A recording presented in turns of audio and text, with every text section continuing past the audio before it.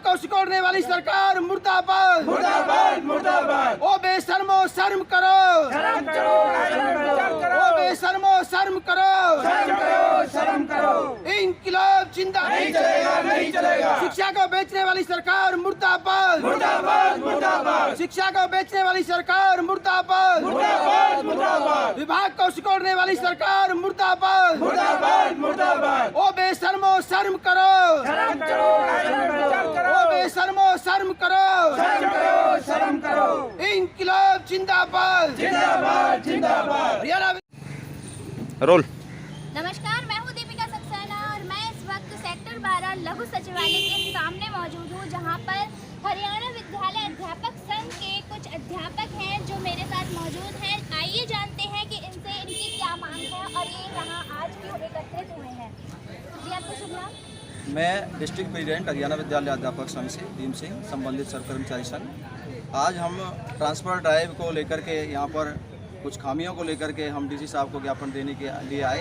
उनके माध्यम से माननीय मुख्यमंत्री हरियाणा सरकार को आज हमने ज्ञापन दिया है। उन खामियों को ध्यान में रखते हुए उसमें खामियां ये हैं कि एक तो 9वीं 10वीं यानी हाई स्कूल से ESHM का पद समाप्त कर दिया गया है। सीनियर सेकेंडरियों के अंदर नहीं रहेगा वो, और यदि रहेगा तो वो एज ए TGT जो भी उसका सब्जेक्ट है उसके हिसाब से वो काम करेगा। उसके पश्चात हमारी ये मांग है कि 6 से 8 के अंदर कम से कम 5 पद सृजित रहने चाहिए। उसमें नियम है, उसके नियम के अनुसार, और 1:35 में रहें वो। सरकार ने ट्रांसफ़र ड्राइव के समय 1:50 कर दिया है, लेकिन सरकार 50,000 अध्यापकों की जो कमी है उसको कहीं ना कहीं छुपाना चाहती है। हमारी मांग है कि उन खाली पदों को भरा जाए और उसके पश्चात 1:35 के आधार पर ही रखा जाए, ताकि वो बच्चों की ठीक ढंग से पढ़ाई कर सकें।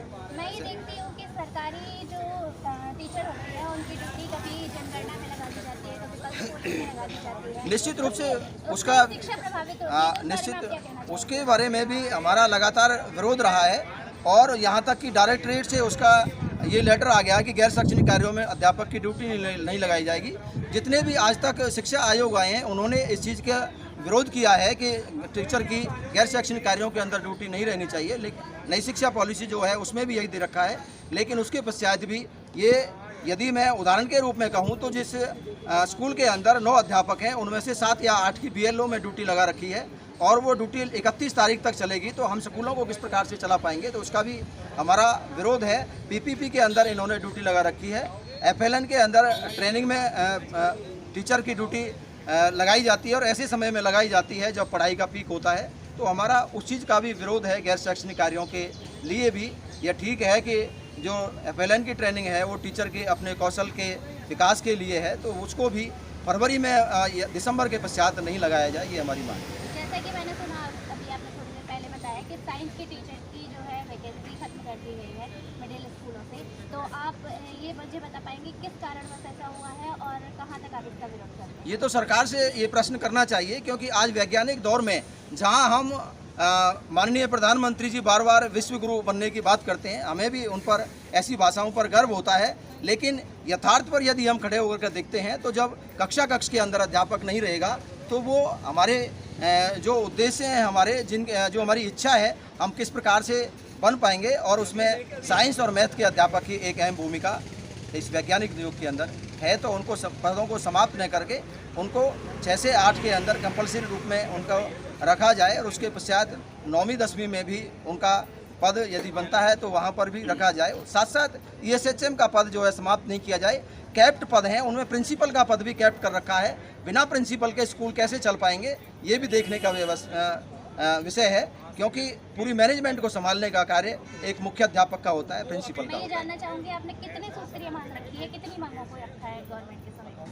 हमने आज इस मांग पत्र के अंदर 16 मांगों को हमने रखा है, और एक एक करके हमने आपको गिनाया है कि 6 से 8 के अंदर 5 अध्यापक कम से कम होने चाहिए। ESHM का पद 6 से 8 के अंदर तो रहे ही, उसके साथ साथ हाई स्कूलों के अंदर और सीनियर सेकेंडरी के अंदर भी रहना चाहिए। और जो हमारे प्रशासनिक जो पद हैं, ESHM का है, HM का है, प्रिंसिपल का है, उनको कैप्ट नहीं करना चाहिए, बल्कि सभी पदों को खोलना चाहिए, ताकि जो दूसरे ज़िलों से जो साथी आना चाहते हैं अपने गृह ज़िले में वो आराम से आ सकें। ये अलग अलग सब्जेक्टों की सभी की समस्या है। ठीक है। सरकार ने बहुत कम पद सारे पद कैप्ट कर रखे हैं, बहुत कम खोल रखे हैं और इसलिए साथियों को पीड़ा हो रही है, वो अपने गृह जिले में नहीं आ पा रहे हैं। ये देखिए आप, समस्या गंभीर है, जहां एक तरफ हमारे प्रधानमंत्री महोदय ये कहते हैं कि हम अपने देश को विश्व गुरु बनाएंगे, हम अपने देश को आगे तक ले जाएंगे, वहां विज्ञान और मैथ के टीचरों की भर्ती जो है उस पर रोक लगा दी गई है।